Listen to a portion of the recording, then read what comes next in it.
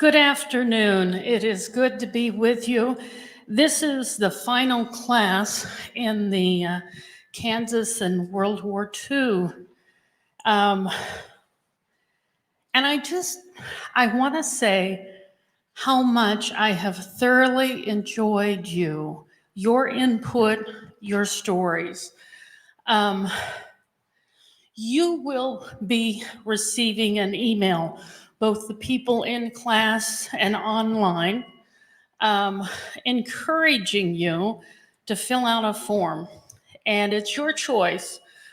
But I have absolutely loved the stories that you guys have sent in. And that holds true for the Kansas Pioneer Women class as well. I think your stories have been exceptional, and I would hate for them to be lost for all time. So I am encouraging you to fill out a form and submit your stories. They will go into special collections at the Obla Library at Wichita State University. And I really would like to, if I don't use them, I would like future researchers and historians to look at them, because I think we're looking at a specific point in time, and your views on these things are so important. And I just think if we don't tell these stories now, they will be lost. And so I encourage you to fill out that form and submit your stories to them. Um, in this class, when I wanted to do it, I will have to be honest with you. Our speaker today was the one who kind of influenced me on wanting to do this class. And Arnold is, as many of you know, one of my favorite people. He and I have known each other for, well, close to 3 decades, if not more. And the other thing about him is I consider him, and for some of you that have been in other classes that I've done, you will know I consider him a treasure of Kansas. He is just a very special jewel. And I am hoping you will think that as well by the end of today's class. Arnold is a retired public historian with more than half a century of public service. He was born and raised in the small village of Newton, Upper Falls, Massachusetts. He attended college on the GI Bill and received a degree in United States history. His public service includes 6 years in the U.S. Army, 10 years as a civilian with the Department of Defense, 33 years with the National Park Service, and 7 years with the Kansas Historical Society as superintendent of the Mine Creek Battlefield State Historic Site. Now, as you know, or many of you know, he is a Civil War expert. So this is a little out of your bailiwick, but not much. You follow this. And you know, part of what this class has been is looking at the impact it had on us growing up. And so I want you to give a rock star welcome to Arnold Schofield, my friend.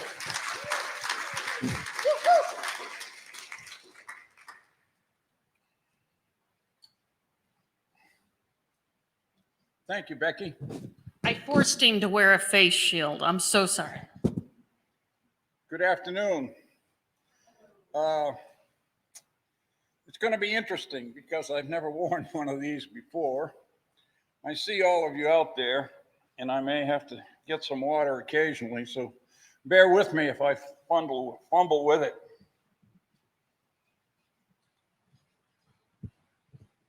Becky indicated that I was born and raised in a small village in Massachusetts, Newton Upper Falls, 8 miles west of Boston, and on the Charles River.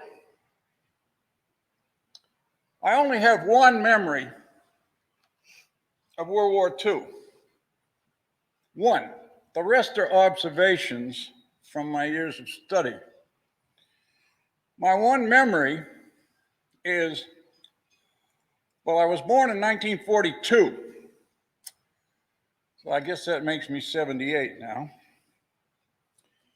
And the memory is, when I was 3 years old, in May of 1945, my sister, one of my sisters, was taking me for a walk. And all of a sudden, the church bells started to ring, the whistles started to blow on the factories. And I remember looking up at her and I said, "Why the bells?" And she said, "Well, maybe the war is over." And it was partially over. That was VE Day, of Victory in Europe, in May of 1945. Now, I want to share a few memories with you about my upbringing in Massachusetts. And these are through observations when I got a little bit older. And I learned from the family. How many of you remember or had Victory Gardens? Raise your hand. Victory Gardens, anybody? All right. My dad had a Victory Garden, but he didn't start it in 1941. It was a Depression garden in our backyard. And he divided the backyard into 3 sections. One was for tomatoes and cucumbers, and the other one was for beans. And then he had the audacity to ask my mother if he could have that middle section to raise more beans. She said, "Bill, you've got a section to the left, a section to the right. You're not having my clotheslines in the middle." So he had to be happy with that. Now, the other thing they did, and even through my childhood, but this started in the Depression, they canned or preserved beans, cucumbers, made pickles, peeled peaches, and canned peaches. And last but not least, Mother steamed and canned tomatoes. To this day, I hate steamed tomatoes. I do not like them, and I will not eat them. But her beans and peaches and cucumbers, they were just fine. Now, I should have said this a little bit ago. What we're going to do now is we're going to have 2 sessions. First one will be about 45 minutes long. Then we're going to take a 10 or 15-minute break, and then we'll finish up with 30 or 45 more minutes. So you won't be seated for an hour and a half or 2 hours. I couldn't stand it, and I know you probably couldn't. Okay. My dad was a master machinist. Today, he would be called an essential worker because he worked for a company and factory that produced fire alarms and police alarms and fire detection systems. And that was considered critical during World War II. He was too old for active duty. I was the last of 6. I had 2 brothers and 3 sisters. However, Dad did his bit in the sense that he was a member of the Newton Auxiliary Police Force, and he was also an air raid warden. And some of you may remember your parents or individuals as air wardens. Now, do we have any merchant mariners, merchant marine in the audience? Any family members? Okay. Well, we have one. There may be some online. Okay. But we have one right here in my family. My oldest brother, Cedric, was a master printer. And he had a well-paying job, and he was paid much more money than my father was ever making. So in 1939, he comes home one day, and he hands a certificate to my dad. And he said, "I quit my job." And Dad was upset. And he said, "Why did you do that?" And he looked at the certificate and he said, "You joined the Navy?" No, Cedric did not join the Navy. He went to the Seamen's Hall in Boston, Massachusetts, and signed up as a merchant seaman.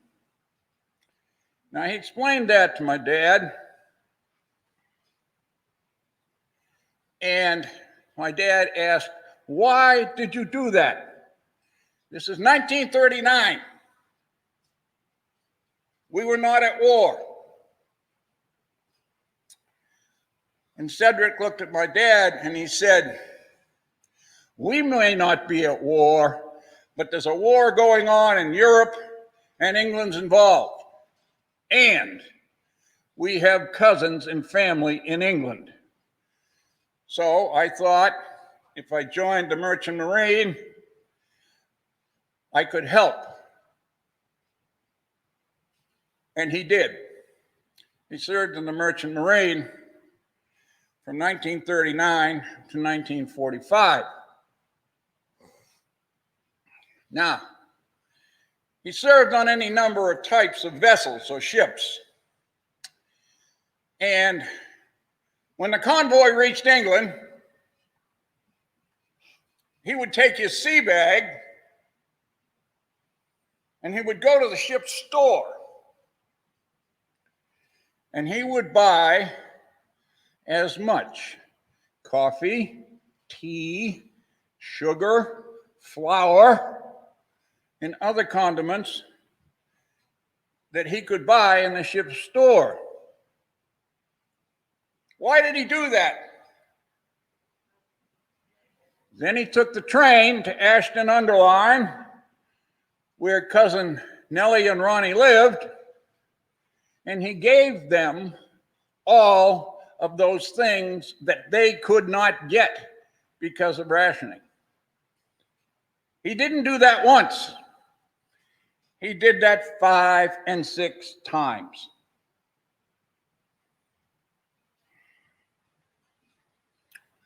Cousin Nellie was married to, her husband was, we called him Cousin Ronnie. And Cousin Ronnie served in the British Army in an infantry company. And of all places, he was in Southeast Asia. He was in the Burma India campaign with the Chindits against the Japanese. They came to visit us when I was 10 years old in 1952. And I asked Cousin Ronnie, what did he do in the war? Because before the war, he had worked for the British Railway Company. And he looked at me and he asked me if I knew where India was. And I guess I knew my geography. And I said, "Yes, sir, I know where that is." And he said, "Did I know where Burma was?" And I said, "Yeah, right next or east of India." He said, "Well, that's where I served." And then I asked him another question. about what he did.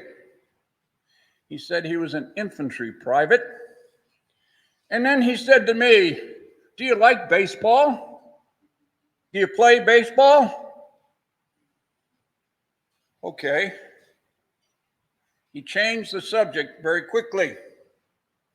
He did not want to talk about it. And I didn't pursue it any further. We'll learn more about Cousin Ronnie in a bit. Back to my older brother Cedric. Served on various ships, cargo ships, victory ships. You may not know this, but a victory ship, a cargo ship of the Merchant Marine, had a naval gun crew on it because they had small artillery pieces on the ship to help defend it. And a civilian crew ran the vessel. Cedric was an oiler. What's an oiler? Well, an oiler on a ship works in the engine room and he makes sure everything's oiled so it works. That's what he did. Down in the engine room, deep down in the bowels of the ship. In 1944, he was on a victory ship in the Indian Ocean. It was an ammunition ship. Talk about hazardous cargo. It was torpedoed by a Japanese submarine. Now, you would think that all that ammunition exploded. Well, if it had, he wouldn't have survived. But what happened was the torpedoes fractured the hull, allowed water to come in between the bulkheads, and did not ignite the ammunition. So the ship was sinking, and they knew in the engine room they were in trouble. So they didn't have to be told. They left the engine room. The captain ordered abandon ship. They literally jumped overboard. The vessel went down. And then a few minutes later, there was this massive explosion when the ammunition detonated well below the surface. He survived, was picked up, and you would think that would be the end. No, that wasn't the end. And once his rescue vessel got them back to England, he promptly signed on for another ship. And he served until 1945. Now, there are all kinds of memoirs and stories about World War II, but I would politely suggest that the Merchant Marine stories are way down at the bottom. And his last vessel, it ended up berthing in Alaska, and then he spent 8 years in Alaska hunting and fishing as a licensed guide. And then he came back to the lower 48 in 1953. Now, many of you have pictures probably of when you were younger, and I have a few of when I was 3 and 4 years old. And I never understood why I was always dressed in a sailor suit. I knew Cedric had been in the Merchant Marine, and he had a uniform, but it was not the same as a sailor's uniform. Well, come to find out, my oldest sister married a sailor. And that's why I ended up being dressed in a sailor suit for any number of years. Believe it or not, he was from Vermont, worked in the Rock of Ages quarry, and went back to Vermont after the war, and she, of course, went with him. Now, that's enough about myself and my family. What I'm going to do now, and I'm going to talk about Kansas and the war, but it's not going to be a lot of statistics. It's not going to be a lot of descriptions of battles and things like that. I'm going to focus on Kansas, on what I call the home front. Kansas geographically is in a very unique position. It is smack dab in the middle of the United States. Yes, indeed. And coming out here today from Fort Scott, because that's where I live, it was a joy to drive across the Flint Hills. That's one of my perks of coming to Wichita to be with Becky and y'all, because I love the Flint Hills. Wild sunflowers are in bloom. The ponds are a dark blue. Cattle are grazing and drinking out of the ponds. South of Eureka, on the left-hand side of the road, there's one of my landmarks. It is an absolutely huge, beautiful barn. Now, it doesn't have one cupola on it. It doesn't have two. It's got 3 cupolas on it. It's painted white, and just shines. Always look for that coming west. There's another landmark that I love to see, and it was there. It's a painted arrow pointing north off of 54 highway. And it has 777 on it, which identifies a ranch by the name of 777. I doubt that it's as big as the big 666 in West Texas, but I'm sure it's a large ranch. Love coming to Wichita and the Flint Hills. For me, they're like an elixir. They really are. Now, in Kansas, it has a beautiful environment for flying. Okay, yeah, Wichita and the air industry, of course. But during World War II, there were more than 13 Army airfields all across the state of Kansas. More than 13 Army airfields.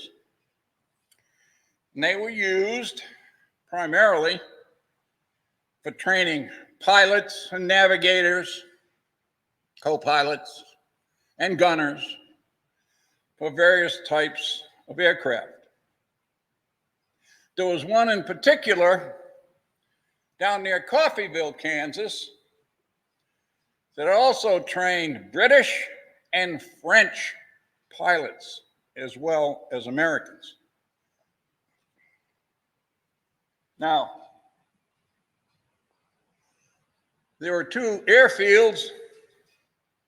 One was Marshall Field at Fort Riley, and the other one was Sherman Field at Fort Leavenworth. And they're still used today. Not as much, but they're used. And of course, Fort Riley and Fort Leavenworth, the 2 largest military installations in Kansas. There were also 2 naval air stations. Okay. Naval air stations, one near Olathe, Kansas, and one near Hutchinson, Kansas. Naval air stations.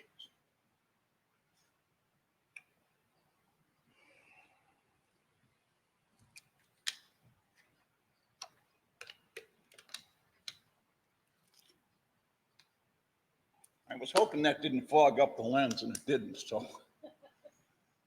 Okay. Also in Kansas,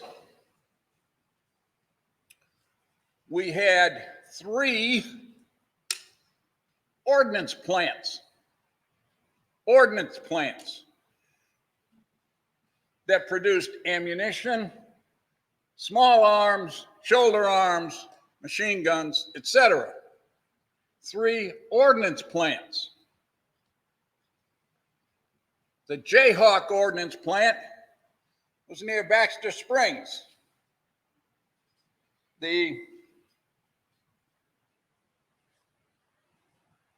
the Parsons had an ordnance plant, and much of that land in Parsons is still owned by the government. And then there was a Sunflower Ordnance Works near DeSoto, Kansas. All 3 had a very large civilian workforce, men and women.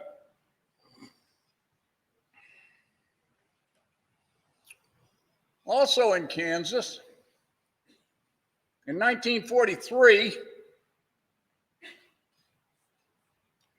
a prisoner of war camp was established near Concordia for Italian and German prisoners. Not far from where I was raised in Newton Upper Falls, it was a Japanese prisoner of war camp. Now, I said that for Italian and German prisoners.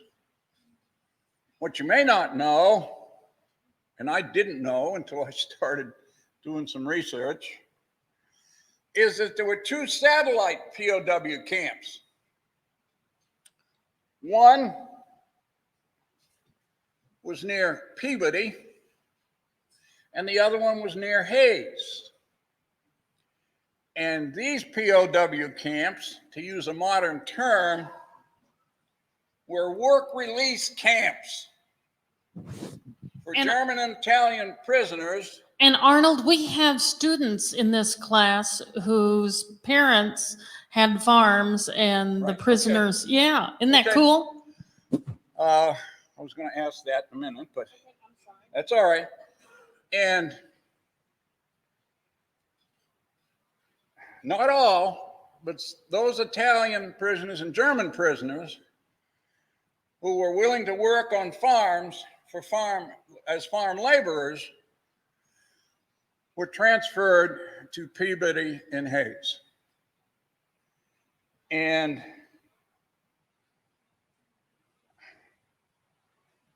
then, as now, Kansas is part of what I call the agricultural breadbasket of the United States. It was long before World War II, then and is today. Whether it's wheat, corn, soybeans, you name it. And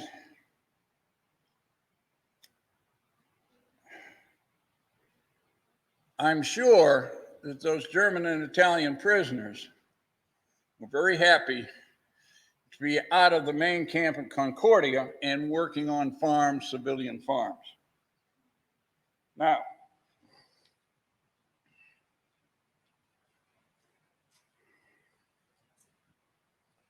any sailors in the audience? Any families of sailors in the audience? Okay, let me see the hands again. Couple. Okay, thank you. During World War II, more than 50 sea or ocean-going vessels were named after Kansans, Kansas cities, counties, and rivers. More than 50. Now, the largest of that group was the USS Wichita and the USS Topeka, and they were heavy cruisers. Now, a cruiser then is one step below a battleship. Heavily armed, not as heavily armed as battleships of the Iowa class, meaning the ones you hear about, the Missouri, the Wisconsin, the Iowa, and New Jersey. But the Wichita and Topeka were a little smaller, heavily armed, and faster, and cruisers were faster than battleships.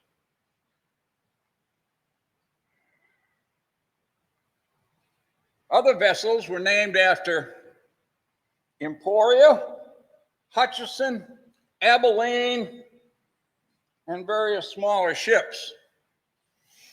Now, in the second half of the program, I'm going to introduce you to a Marine. His name was First Lieutenant William Dean Hawkins. He's a Medal of Honor recipient. In 1944, a new destroyer was launched. It was named after Lieutenant William Dean Hawkins, a destroyer that served late in 44 and all of 45.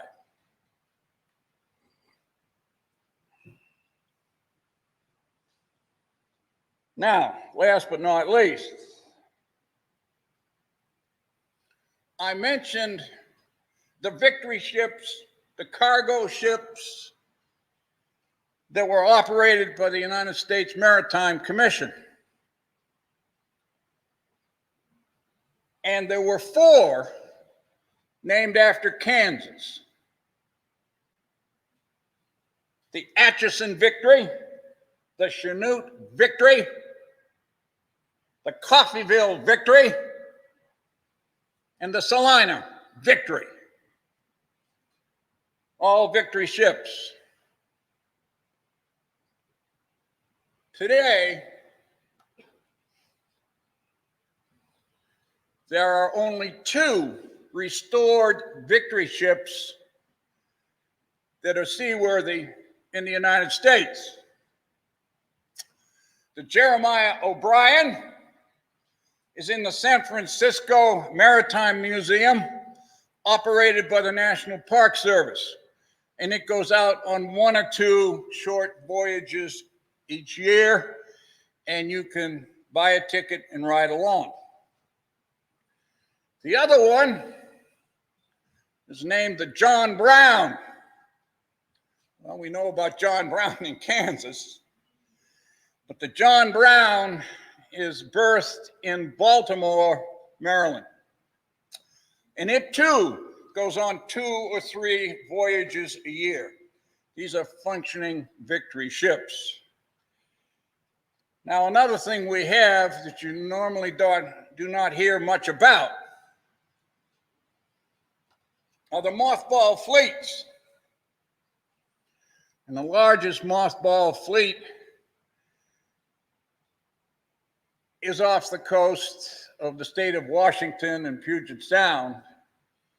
And there are many victory ships there that are mothballed. Maybe they'll be used again, maybe they won't. But there are other vessels there as well. Now,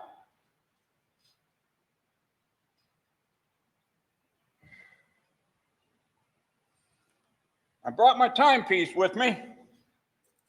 Have it right in front of me.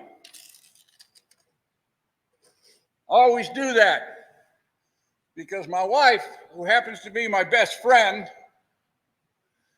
says that I can make a short story longer. And yes, I can do that. But the National Park Service trained me well in many things, and one of which is I watch time. So we've been talking about bases and ships. And what I'd like to do is introduce you to some Kansans that I know of. I'm getting ahead of myself, but there's a method to my madness. I want to take care of my family first. My wife's Aunt Esther graduated from Fort Scott High School in 1942. And she married a merchant seaman who was on vessels in the Pacific from Hawaii back to California and then supplying different islands. So she left Fort Scott, Bourbon County, and went to California and worked in a defense plant. Now, she wasn't Rosie the Riveter, okay? She wasn't that. But she worked in a defense plant. My wife's mother, Aunt Esther's sister, Dorothy Singmaster, graduated from high school in 1944.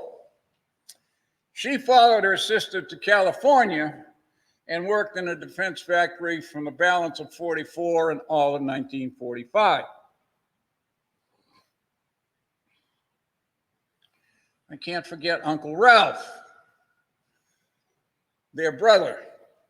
Uncle Ralph Singmaster trained in the Army Air Corps as a co-pilot in Coffeyville in 1944 and was ready to get shipped overseas in the Pacific in 45, and the war ended. That's my immediate wife's family and how they were involved. Now, I've rambled on for 35 minutes. What I'm going to do right now, I'm going to ask, does anyone have any questions about what I've covered so far? And at the end of the question and answers of this part of the program, then we'll take a break. If there are no questions, we'll take a break. So whatever your pleasure is. Any questions? Yes, sir. If you could, please come up here. Thank you so much. Marty, I appreciate it.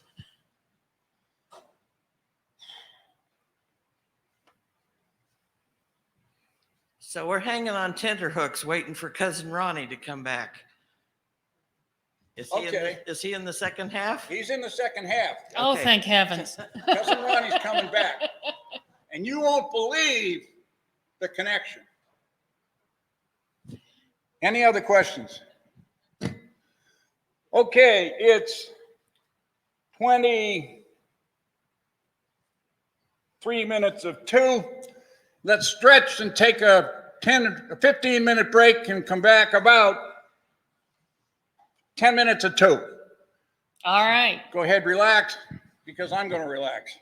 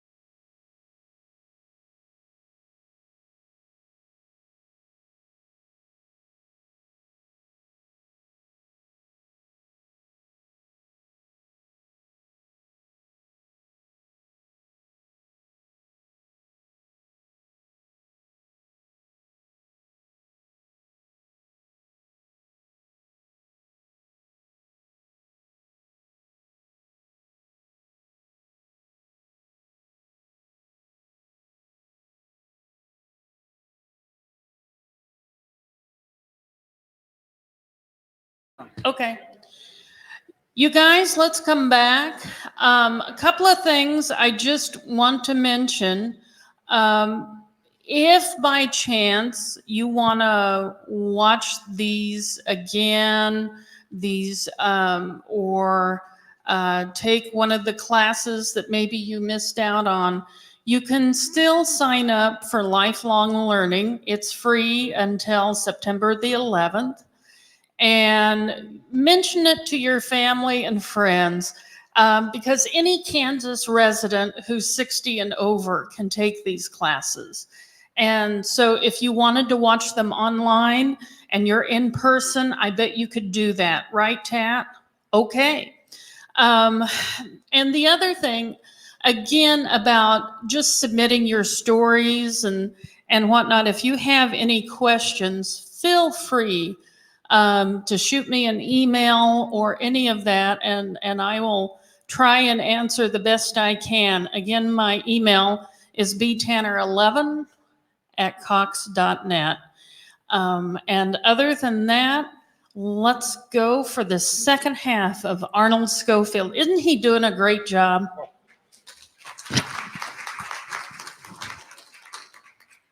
Thank you, Becky. Now, I ended the first half of the program talking about family and Kansans. And I'd like to spend the rest of the program talking about some more Kansans that I've gotten to know, some not personally, but I'll share why. And then there was a question, a gentleman came up and said, we want to know what happened to Cousin Ronnie. You're going to find out about Cousin Ronnie in a minute. The first Kansan I'd like to introduce to you is Captain Julian Cochran. Born and raised in Fort Scott, Kansas. Graduated from college, enlists in the Army Air Corps, and is a navigator. He's a navigator in the 40th Bomb Group, flying B-29s. Among other missions, most of them were over the hump. Anybody know what that was? Okay, over the hump is flying supplies over the Himalayas from India into Allied Chinese forces in China. Over the hump.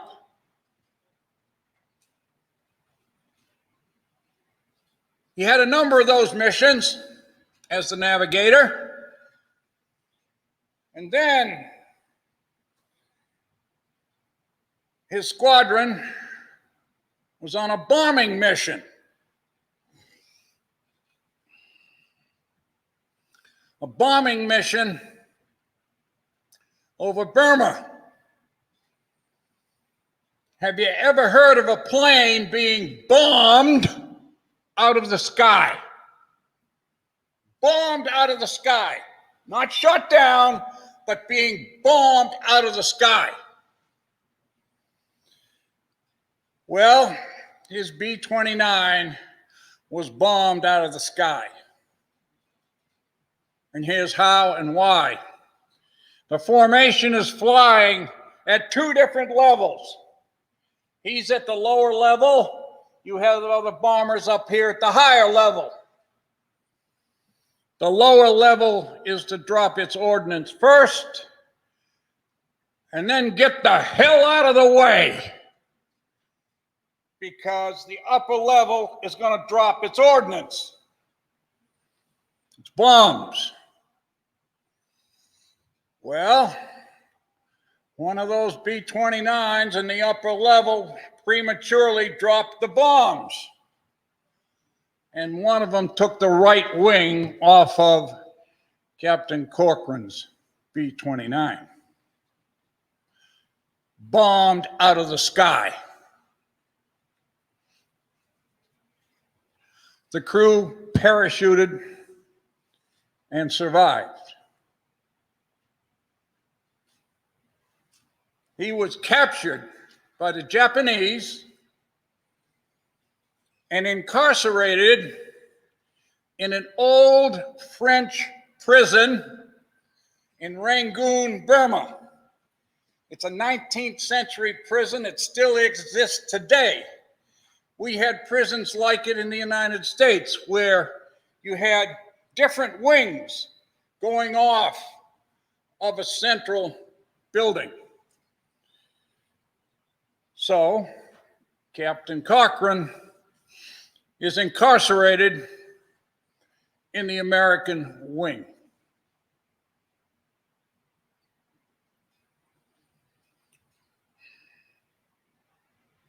About 25 years ago, I got a phone call. And the gentleman said, "You don't know me, but I'd like to take you to lunch because I enjoy reading your column in the Fort Scott newspaper."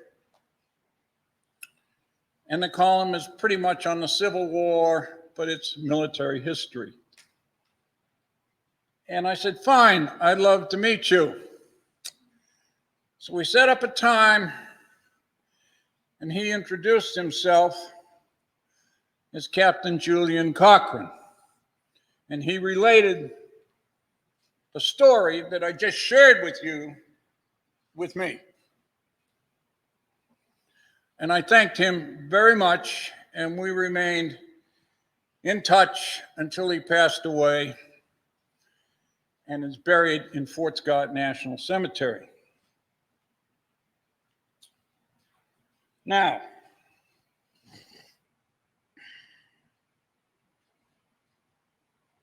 I mentioned Cousin Ronnie Lord, British infantry.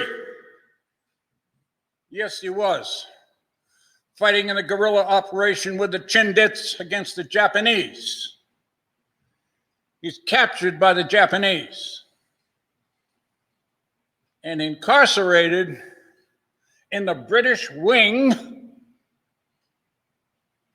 of that old French prison in Rangoon, Burma, at the same time that Captain Cochran is in the American wing. Now, I did not know this when Cousin Ronnie came to visit. Remember, he changed the subject. He did not want to talk about it.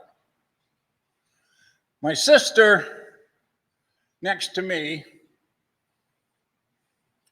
befriended Cousin Nellie and Ronnie Lord in England.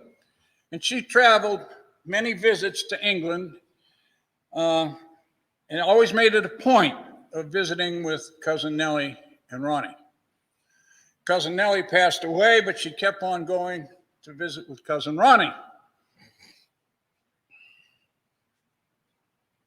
After her last visit, she comes home and calls me and said, "I'm concerned about Cousin Ronnie because he's losing weight, he's thin, I think he's sick or ill."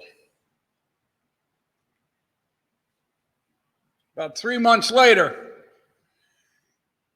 a type-scripted memoir Cousin Ronnie had written and sent to my sister Eleanor about his experiences in World War II. 3 months after that, he died of cancer. So that's how I learned about Cousin Ronnie in that Rangoon prison. And he was young and fit.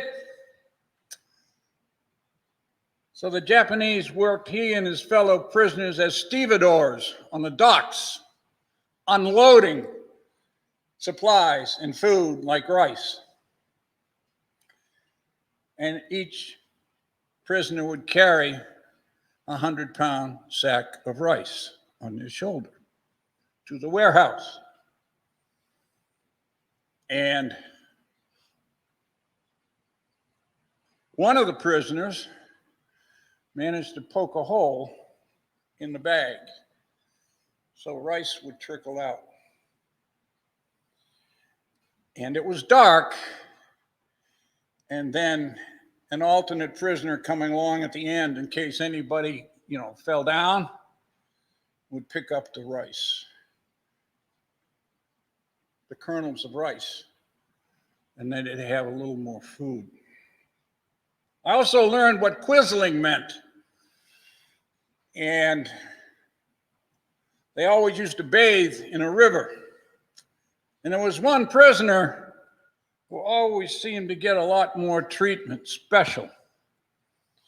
And it was soon learned that he was cooperating with the Japanese.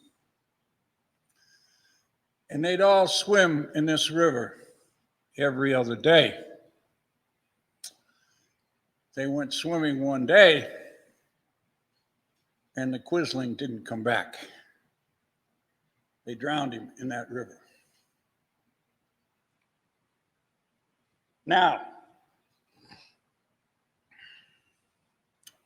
1945 comes along, and one night, the Japanese take all the prisoners and put them in a huge column, and they just march away from the prison. The prisoners didn't know what was going to happen, except they were leaving the prison. So they slept on the side of the road, pretty much on a jungle road. They were ordered to lay down and go to sleep, which they did. They woke up in the morning, all the Japanese guards were gone. They disappeared in the dark of night. Well, to say the prisoners were confused is an understatement. But then they heard the rumble, a rumble coming down the road from a distance like thunder. And it kept getting bigger and bigger. And all of a sudden, here's an American lead tank coming down the road with American flags flying from the tank. And the Americans liberated the prisoners, both British and American. Now, both Cousin Ronnie and Captain Cochran told me the same story about the liberation and the rescue.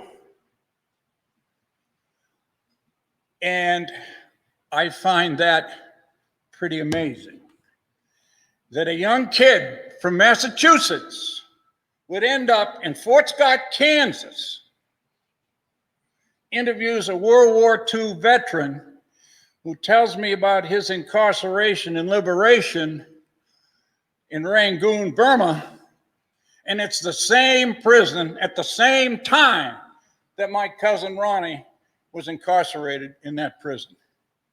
What are the odds of that happening? I think they're unbelievable. And to me, it's an amazing story.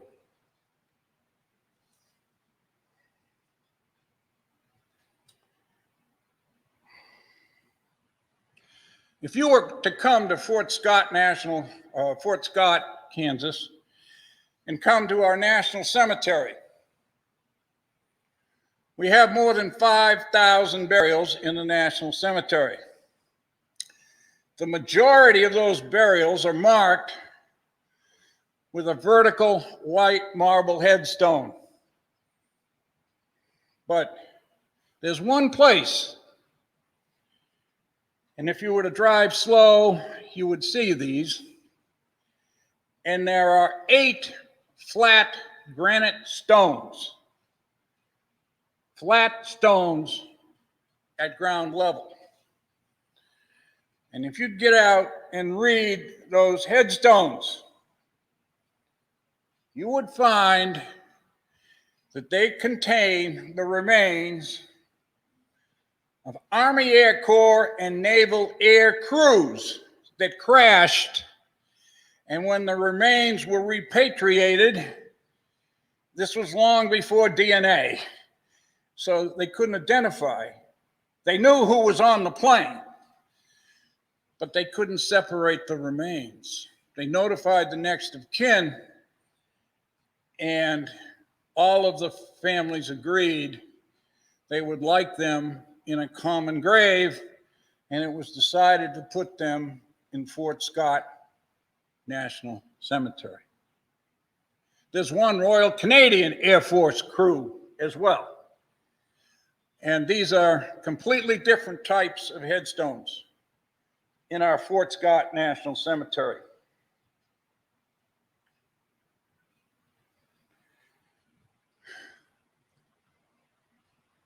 Now I'd like to introduce you to First Lieutenant William Dean Hawkins. I mentioned him earlier talking about naval vessels, and a destroyer was named for him in 1944 and served the balance of that year and in 1945, the USS Hawkins. Lieutenant Hawkins was born in Fort Scott, Kansas. Then, as a young man, the family left and went to Texas and then to California. And when the war breaks out, he goes down and he tries to volunteer for the U.S. Army. He had been injured or scalded by a burn, so he was scarred on his right-hand side.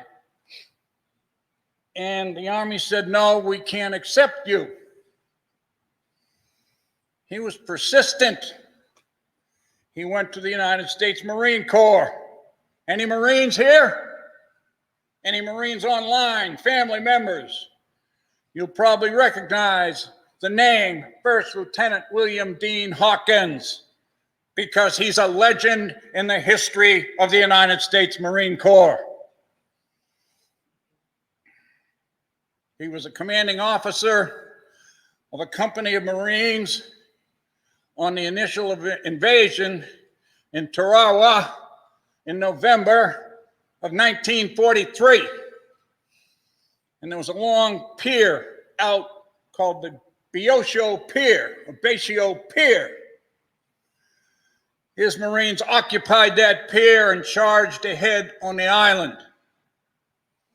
He was part of the initial landing force, his company. Then he personally destroyed 2 Japanese pillboxes or machine guns, and then he was severely wounded by a 3rd one.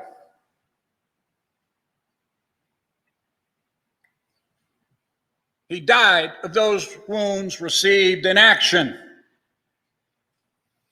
He was buried with his fellow Marines on the island of Tarawa in the Pacific. The war is over, and the remains of those Marines are being repatriated.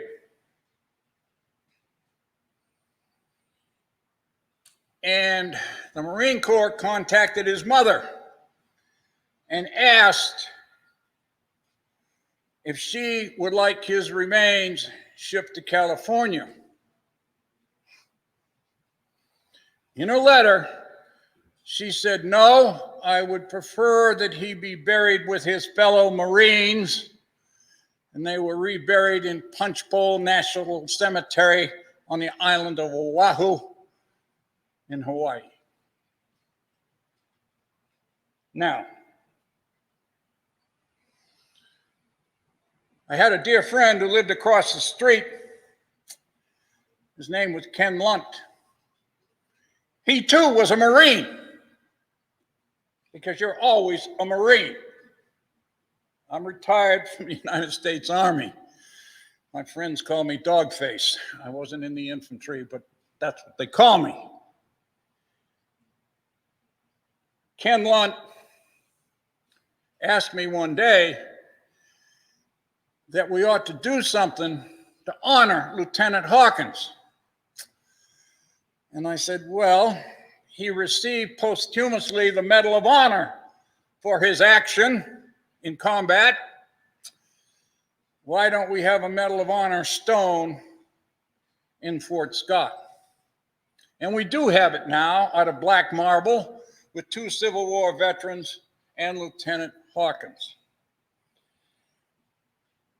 But Ken Lunt, he was the CEO of the KG&E Fort Scott branch. And he was used to having things happen the way he wanted them to happen. And he was also instrumental in getting Gordon Parks back to Fort Scott and all those kind of things. That's another story. Oh, yes, it is. Well, I did a number of research trips to the National Archives in Washington, D.C. So he says to me, call me the Sergeant Major. That was a nickname given to me by the Park Service. And he says, Sergeant Major, why don't we bring the remains of Lieutenant Hawkins home to Fort Scott?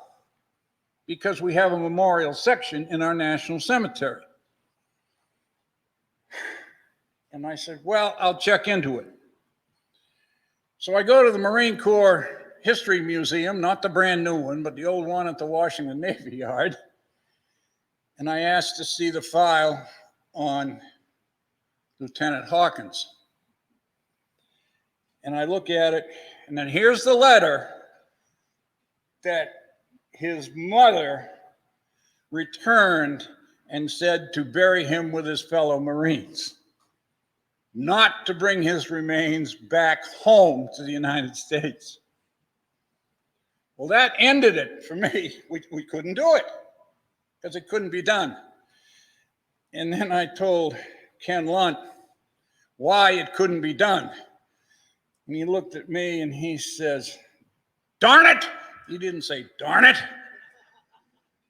He said, you're too good a historian. You dig up stuff that you shouldn't find. I said, it didn't make any difference. If we tried to pursue it, they would have found it anyway.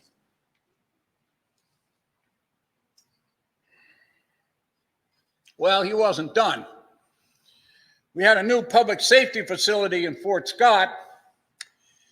And as the mayor at the time, he recommended that it be named the William Dean Hawkins Public Safety Facility, which it is. Now,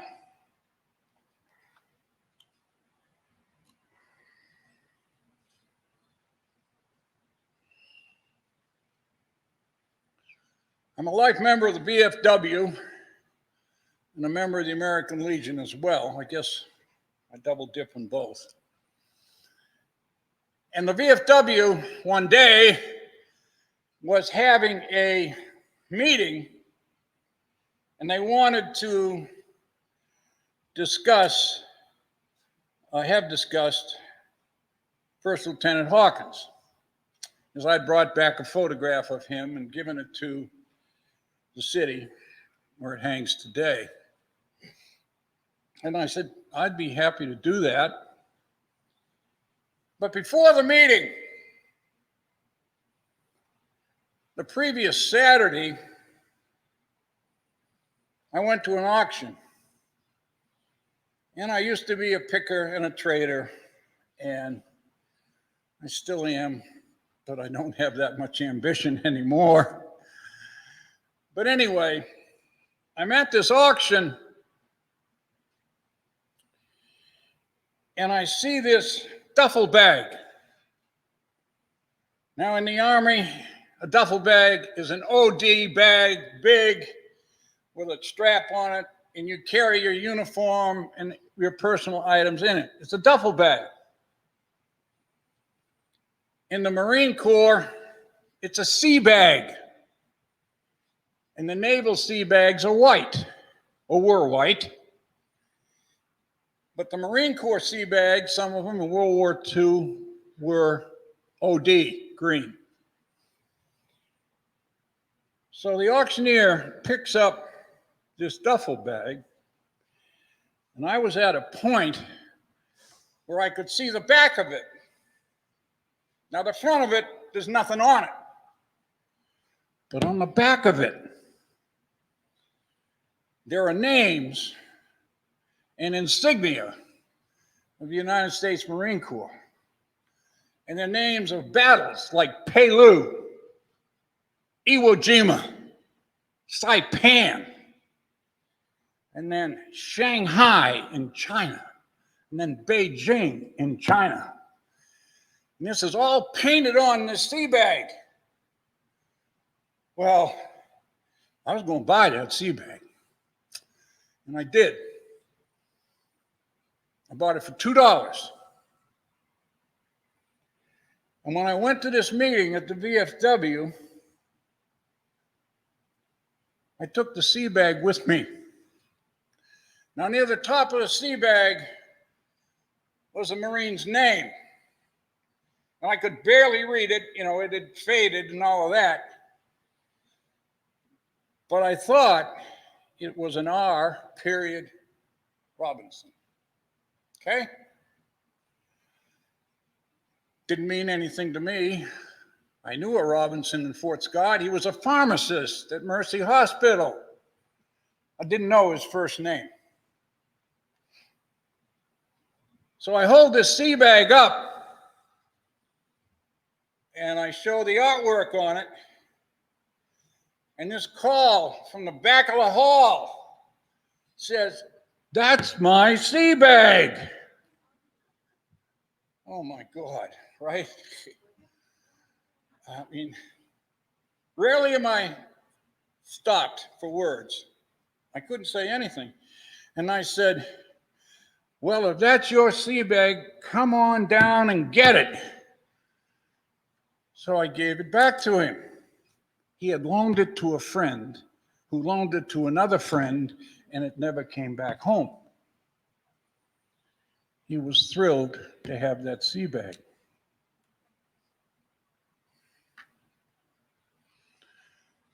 And that opened the door for me to take him to lunch. And I said, "Tell me about your experience in World War II as a Marine." I said, "I can see the names of those battles. And the one that jumps out at me is Iwo Jima. Most Marine casualties of all the battles. KIA, killed in action, wounded in action on Iwo Jima." Now, Ray Robinson wasn't a tall man. In fact, he stood about 5'6", which isn't very tall. And he was a flamethrower operator. Flamethrower. Carried 2 tanks on his back with a nozzle that shot out flame. And he was protected by 2 and 3 Marine Corps Marines because the Japanese wanted to kill the flamethrowers in the worst way. And he described his experience operating a flamethrower at Iwo Jima and having 2 or 3 of his fellow Marines killed protecting him.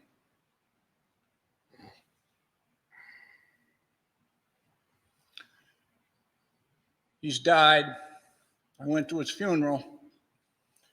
His son gave the eulogy, and he had a saying in the family, because they always hiked. And the saying was, the son repeated, Ray always would say, "See you around the bend." And maybe someday I'll see Ray Robinson around the bend.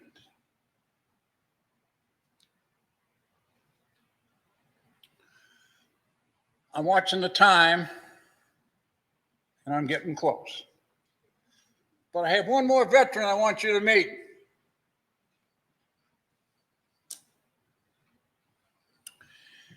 His name is Colonel John Brooks. I met Colonel Brooks about 35 years ago, and we both belonged to a Civil War organization, the Kansas City Civil War Roundtable. And Colonel Brooks was one of the senior members of our roundtable. And when he passed away 2 years ago, he was 96 years young. Mind was sharp as a tack. He was born into a military family. He was born at Fort Chaffee on the island of Oahu, and his father was a major general. After he graduated from college, John Brooks was commissioned in 1938 as a second lieutenant of infantry in the United States Army. I'm going to fast forward now to June 6th, 1944, D-Day.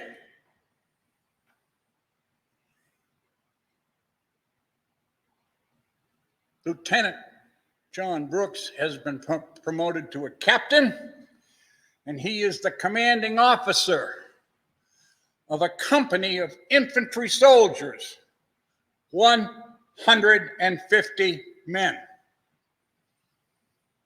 And they go in to Omaha Beach on D-Day, not D-Day +1, not D-Day +2. They go in on the initial invasion of D-Day on Omaha Beach.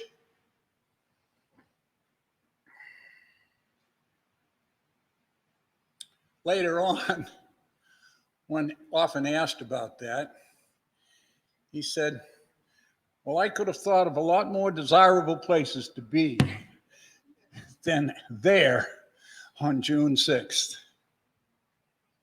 Out of 150 men, 140 men, I'm sorry, 50 men are killed in action. 1/3 of his company are destroyed on Omaha Beach. Now, if you've ever done any reading on Omaha Beach, it's not for the faint-hearted to read about. Yes, it was planned extensively, maximum planning, and everything that could go wrong did go wrong. They didn't plan for an air bombardment to miss all the German fortifications on the cliffs over the beach. The air bombardment went further inland. The naval bombardment did the same thing. They were told you would land unopposed. No, didn't happen. Out of his regiment of 3,200 troops, 35 officers and 950 men died that first day, just out of his regiment. And his division is legendary in the military history of the United States. It's the 1st Infantry Division, the Big Red One. And the current home of the Big Red One is Fort Riley, Kansas. And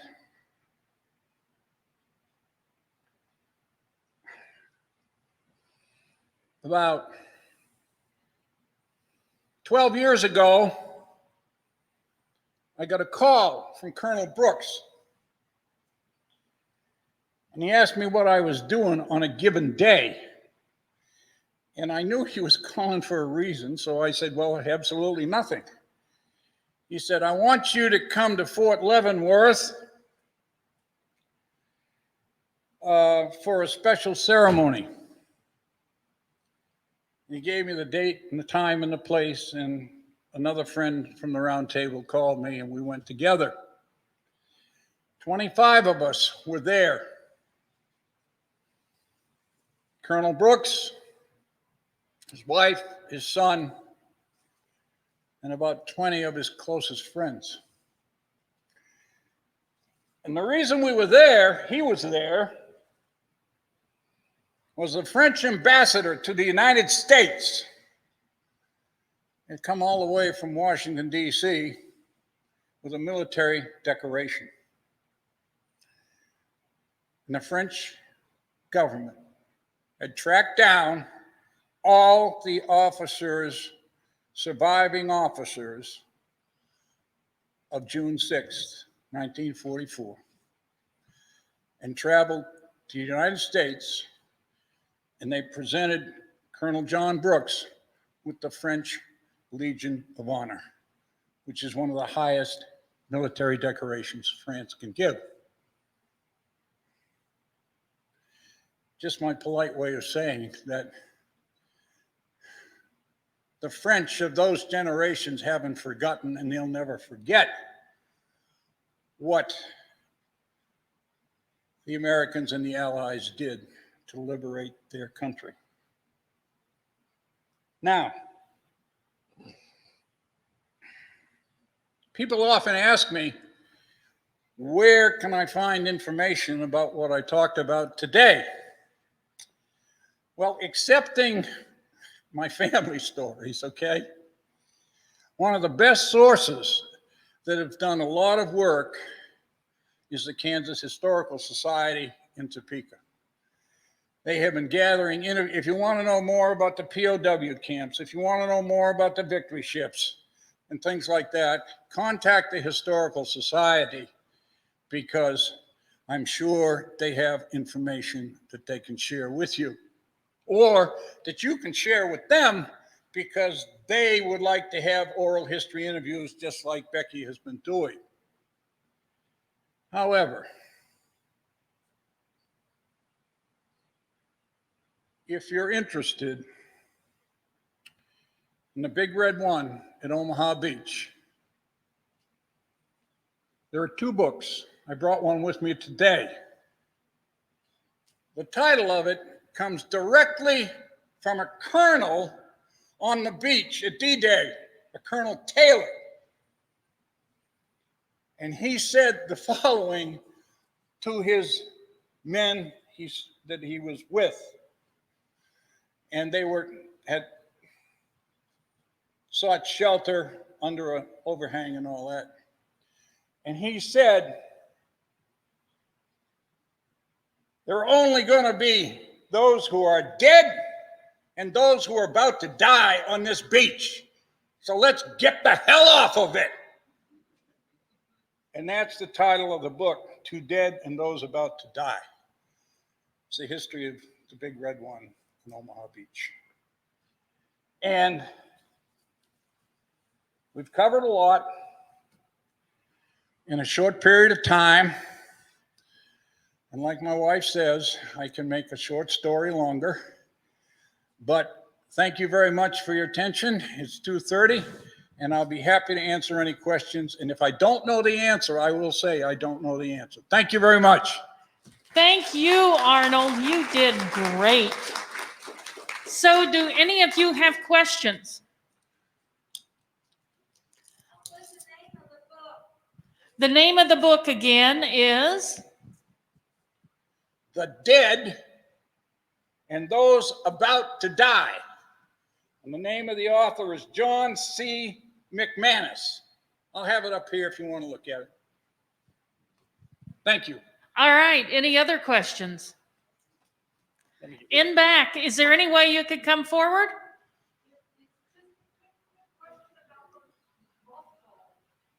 The Mothball Ships?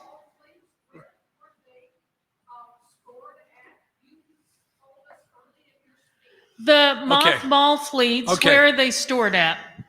All right, there are 2 locations of the Mothball Fleets that I know of, large Mothball Fleets. One is in the state of Washington, Puget Sound, up in that area of the state of Washington. And the other one, believe it or not, is in Philadelphia, Pennsylvania, on the Delaware River. But that's where they are. And they're all kinds. They're victory ships, they're destroyers. Now, there are not, to my knowledge, any aircraft carriers or battleships there. Okay. Any other questions? Yes, sir.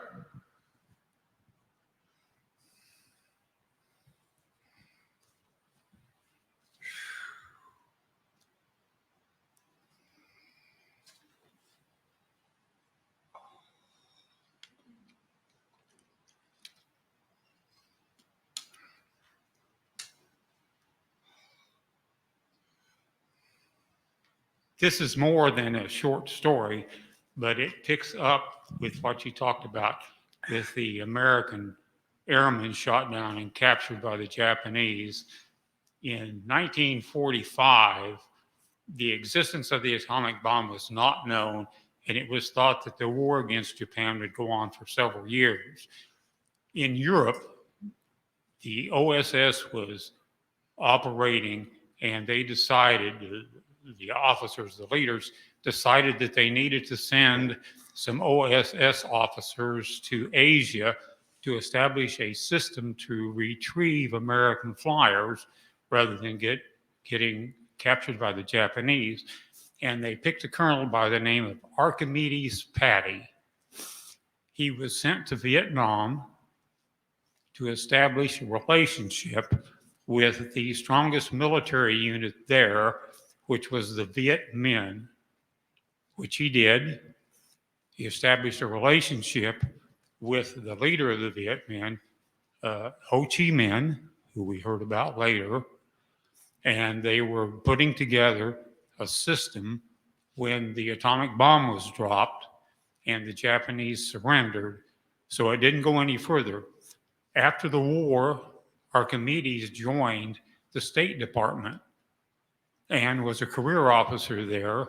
And when he retired, he wrote a book called Why Vietnam, which the library, either WSU has it or our library here has it. One other side event, the officer that Patty reported to became famous later on in a completely different area, a woman by the name of Julia Childs. That's it. That's a great story. Thank you for sharing that. Eric, you have a question or a comment? Just a couple of comments. You might not know that one of the other heroes of Omaha Beach was General Cota. And General Cota died here in Wichita. He spent his last years here. The other thing is the French government is giving the Legion of Honor to any American veteran who served in the war on French soil. And it's a long process, but it's well worth doing. I've helped one veteran get the medal. That's excellent. Thank you for sharing that, Eric. Comment Thank you. on General Cota.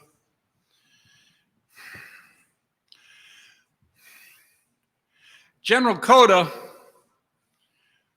was the second commanding officer of the Big Red One. The first commanding officer was Terry Allen, General Terry Allen,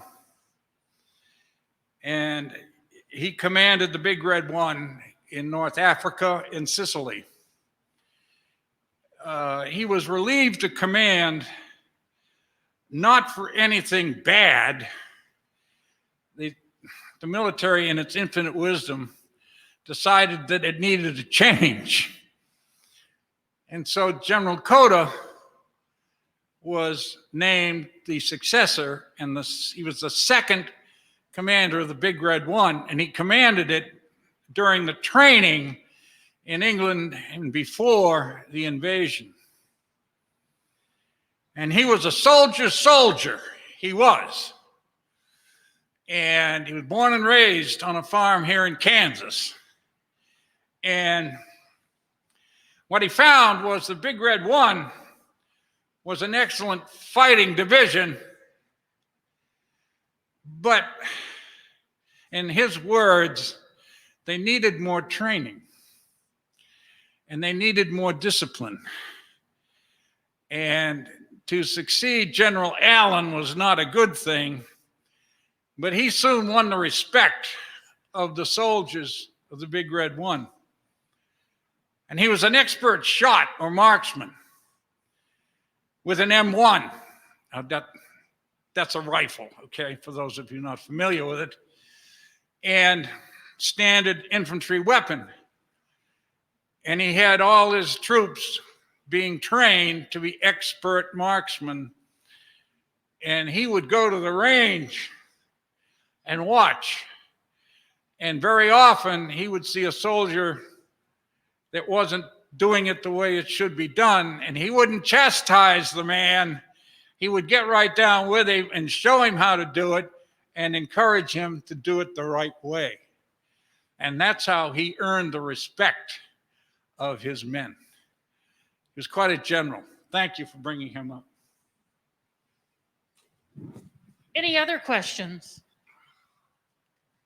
Well, you guys, let's give Arnold a great big rock star thank you. Yes!